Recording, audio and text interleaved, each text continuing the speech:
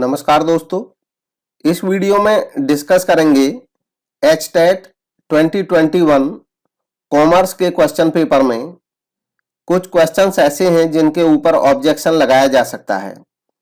उन सभी क्वेश्चंस के विद एविडेंस डिस्कस करेंगे और उनको आप चाहें तो क्लेम कर सकते हैं, ऑब्जेक्शन लगा सकते हैं।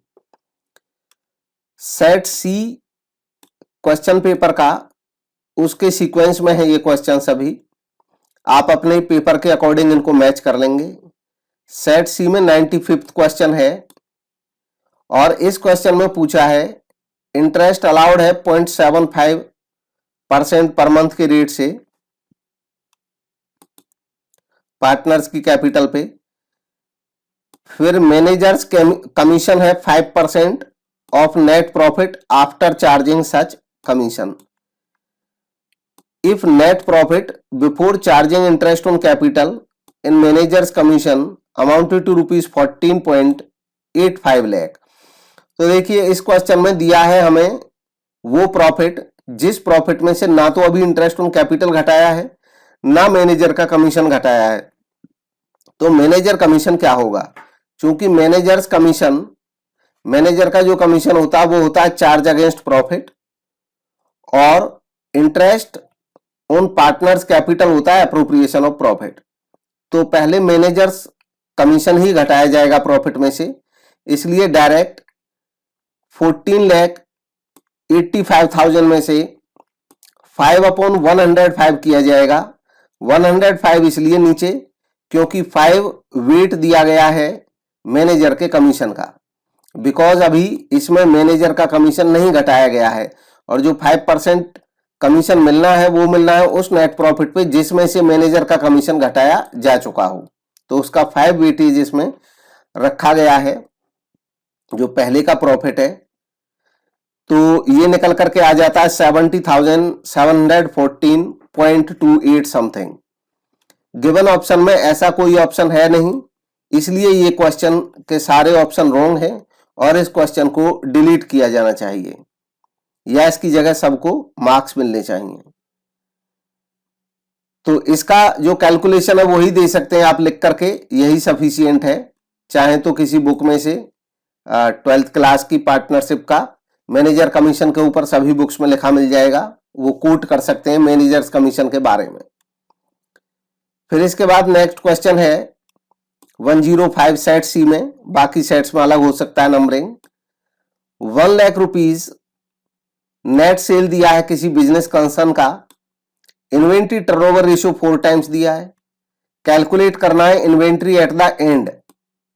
हालांकि इसमें जो सेंटेंस है ये कुछ इनकरेक्ट है, कंप्लीट है नहीं, मे भी कुछ मिस हुआ हो और इस वजह से इसका आंसर डिफर हुआ हो, बट इसका जो सेंस लग रहा है अभी पढ़ करके क्वेश्चन का वो ये लग रहा है कि ये इन्वेंट्री एट एंड पूछना चाह रहे हैं और उन्होंने बताया कि जो इन्वेंट्री एट एंड है उसका रिलेशन ओपनिंग वाली इन्वेंट्री से है 1.5 टाइम्स का, मतलब एंड की इन्वेंट्री 1.5 टाइम्स है, 1.5 गुना है बिगिनिंग की इन्वेंट्री का। तो इस क्वेश्चन में जब कैलकुलेट करते हैं तो एवरेज इन्वेंट्री निकाल सकते हैं। एवरेज इन्वेंट्री निकाल लेंगे नेट सेल के बेस पे। नेट सेल गिवन है और रेशियो दिया है हमें क्वेश्चन में इन्वेंट्री टर्नओवर का 4 टाइम्स। इस तरह एवरेज इन्वेंट्री आ जाएगी 25,000। अब वैल्यू पुट कर देंगे।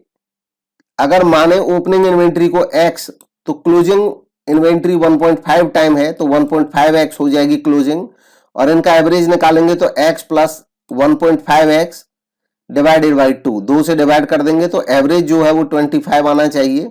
बस इन वैल्यूज को कैलकुलेट करते चले जाएंगे। ये आ जाएगा यहां पे कैलकुलेट होकर के x प्लस 1.5x, 2 इधर जाएगा तो मल्टीप्लाई हो जाएगा 50,000। आगे फर्दर कैलकुलेट करेंगे तो 2.5x, ये 1x है, ये 1.5x है, 50,000। और फिर आगे कैलकुलेट करेंगे तो x आ जाएगा 50,000 अपॉन 2.5, ये नीचे आ जाएगा 2.5 और ये रह जाएगा 20,000। तो ओपनिंग इन्वेंट्री आई 20 और क्लोजिंग इन्वेंट्री आ जाएगी 20,000 का 1.5 टाइम्स यानी कि 30,000। तो 30,000 सही आंसर है, यानी कि जो ऑप्शन 2 है ये राइट है, जबकि आंसर की में बोर्ड ने दिया है 20,000 जो कि रॉन्ग है, तो इसको भी क्लेम किया जा सकता है। नेक्स्ट क्वेश्चन है when adjusted purchase is shown on debit side of trial balance, जब ट्रायल बैलेंस के डेबिट साइड में एडजस्टेड परचेज दे रखा हो, तो इसमें पूछा है इनमें से कौन सा ऑप्शन सही हो सकता है। तो गिवन ऑप्शन में जो ऑप्शन 2 है ये सही हो सकता है, only closing stock is shown in the trial balance. ठीक है, ट्रायल बैलेंस में डेबिट कॉलम में जब एडजस्टेड परचेज दिया है, तो वर्ड एडजस्टेड परचेज का मतलब क्या है, इसके लिए आप सोर्स दे सकते हैं, एनसीईआरटी की बुक में गिवन है, हालांकि बाकियों में भी दिया हुआ है, लेकिन एनसीईआरटी को आप कोट कर सकते हैं। एनसीईआरटी में 11th क्लास के में 2021 के एडिशन में फाइनेंशियल स्टेटमेंट पार्ट 2 का जो चैप्टर है उसमें पेज नंबर 363 पे दिया हुआ है इसके बारे में, और साफ लिखा हुआ है यहाँ पे कि कभी कभी ओपनिंग और क्लोजिंग स्टॉक एडजस्ट कर दिए जाते हैं परचेज में। जब एडजस्ट किए जाते हैं तो एंट्री क्या होती है, क्लोजिंग स्टॉक के रिकॉर्डिंग की एंट्री होती है, closing stock debit to purchase. ऐसा करने से बुक्स में क्लोजिंग स्टॉक का अकाउंट खुल जाता है डेबिट, तो इसलिए क्लोजिंग स्टॉक ट्रायल बैलेंस में दिखाना पड़ेगा क्योंकि ये खुल गया है, और परचेजेज कम हो गई है, इसीलिए परचेज को एडजस्टेड परचेज बोला जाएगा। Even opening stock will not be separately reflected, अब ओपनिंग स्टॉक रिफ्लेक्ट नहीं होगा ट्रेडिंग अकाउंट में भी और P&L में भी, हालांकि यहाँ पे हमें ट्रायल बैलेंस से मतलब है, वो ट्रायल बैलेंस में भी नहीं दिखेगा। उसका कारण क्या है कि जब हम एडजस्ट करेंगे ओपनिंग स्टॉक को परचेजेज में, तो एंट्री होगी purchases debit to opening stock. ऐसा करने से परचेज बढ़ जाएगा और ओपनिंग स्टॉक क्रेडिट करने से कैंसिल हो जाएगा, बुक्स में से खत्म हो जाएगा। जब खत्म हो जाएगा तो ये दिखेगा नहीं ट्रायल बैलेंस में। Trial balance does not show any opening stock, ये साफ साफ लिखा हुआ है, एनसीईआरटी की बुक को कोट कर सकते हैं आप, इसको दिखा सकते हैं, और इसलिए इस केस में जो सही आंसर होगा वो सेकंड होगा, इसको भी आप चैलेंज कर सकते हैं। नेक्स्ट है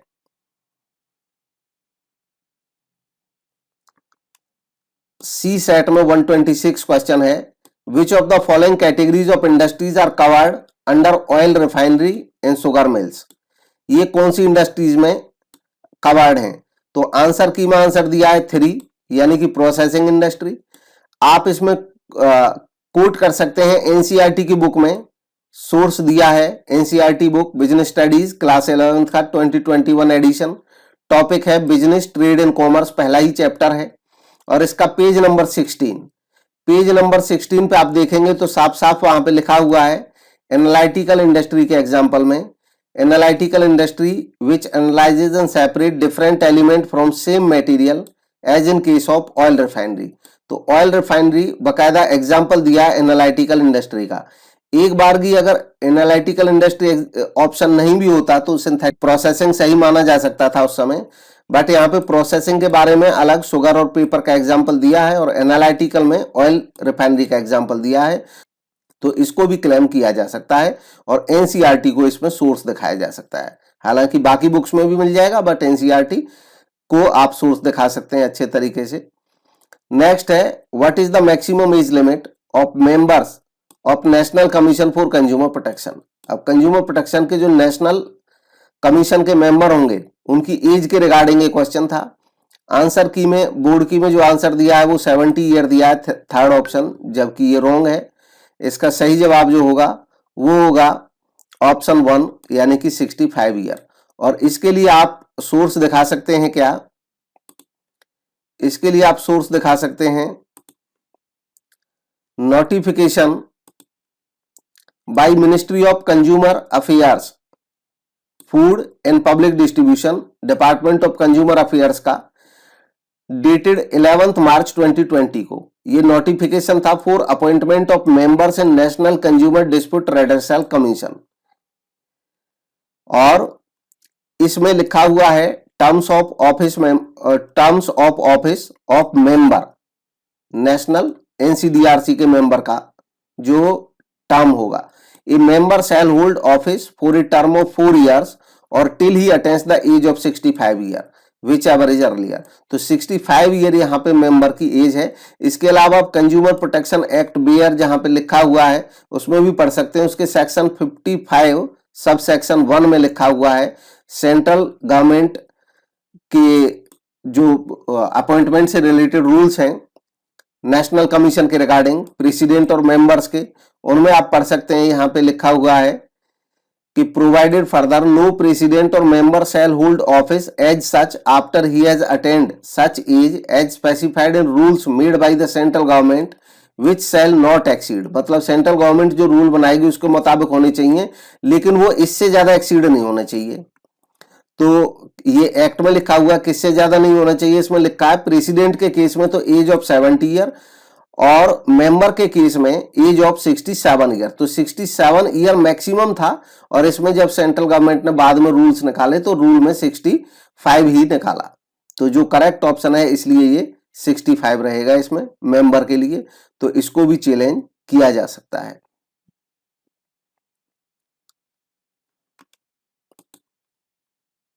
बाकी ये पीडीएफ में शेयर कर दूंगा टेलीग्राम ग्रुप में, और टेलीग्राम ग्रुप का लिंक भी आपको मिल जाएगा वीडियो के डिस्क्रिप्शन में। सबसे पहले टेलीग्राम ग्रुप का लिंक मिल जाएगा, आप उसे ज्वाइन कर सकते हैं, वहां से ये पीडीएफ डाउनलोड कर सकते हैं।